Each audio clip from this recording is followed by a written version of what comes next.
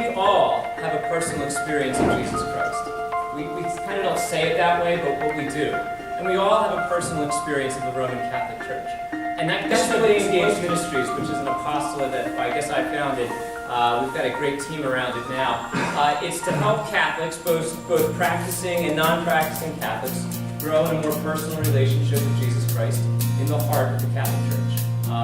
Because I think for a lot of times, for us as Catholics, especially as busy adults, we kind of get caught in this rut of just to go through the motions Catholicism, like just show up and shut up, and you tell your kids to show up and shut up, and then that's Catholicism. And I think like that's good. It's a good starting point, but I think Jesus Christ wants so much more from us than that, and I think He has so much more to give us. So, I'm going to share with you my relationship with God. I think it's something that we don't share much as Catholics, and sometimes it's not appropriate. If I'm sitting next to Pat on the sideline, we're watching our kids play soccer, I'm not going to be like, hey Pat, so how's your relationship with God going? You know what I mean? That's kind of weird. And even for the most religious of people, it's kind of out of place. And yet, for some reason in the Catholic Church, we haven't quite found the place to have that conversation. With each other, with ourselves, or just between us and God.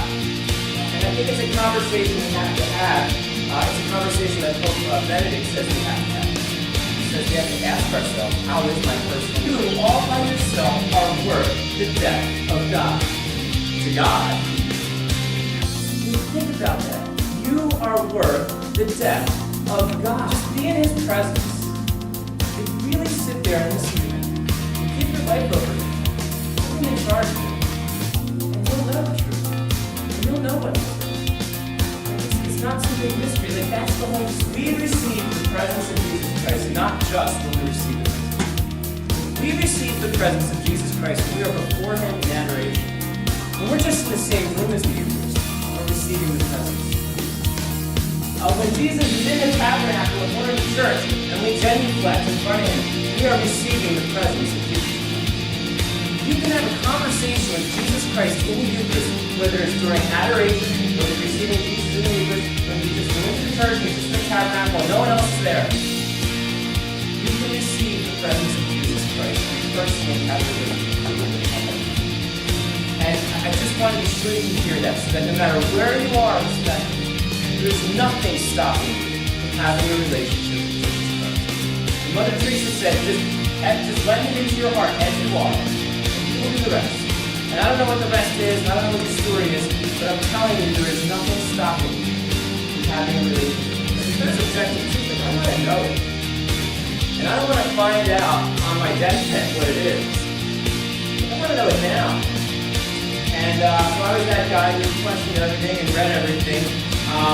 And eventually came back to Christianity, to make a very long story short. Where are my worthinesses among Christ? He recognized my unworthiness before I was born. He accepted me. Like before I even came into this world, He died for Dan Tarrant's sins. And He put me into this world fully omniscient, fully knowing the sins I would commit, and already willing to forgive me ahead of time. Like the verdict is in, guys. God already decided. You're not worthy, and He loves you anyway. So just get over it.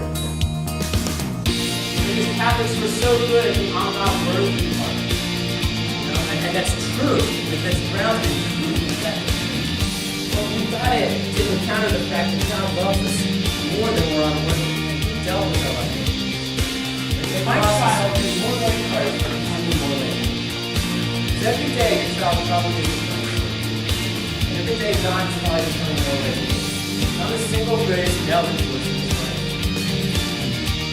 And they say that for kids, a lot of pressure for dads, but they say that kids, their first idea of God is the same idea they have of their relationship. If you're reclaiming your relationship with God, you're saying, Jesus, I personally welcome you in my life. Pope Francis says that our belief in Jesus is authentic when we personally welcome Him in our life. And so what about you? Like at my baptism, the decision was made for me. But as an adult, the decision was made by me. In my baptism, grace was poured out. In the Eucharist, grace is poured out. Am I accepting it or am I rejecting it? St. Ignatius of Antioch said once, he said, it's not that I want to be called a Christian. I want to actually be one. And like with my whole heart and soul, like I want to actually be one. And that's like easier said than done. But to really be a Christian, to really be a servant of Jesus Christ in every area of my life, in every situation that I come across, every challenge that I face, to say, this is an opportunity to be a servant of Jesus Christ right here. That's hard to say. That's hard to get my head around. And yet I know that only in that will I find the very meaning of my life. And only in answering that question honestly will I be able to stand before my God at the end of my life. And I just encourage you to really accept that we're called to a personal relationship with God. And that's a reality. That's not just something for saints. It's something for Joe Schmo like you and me. Okay?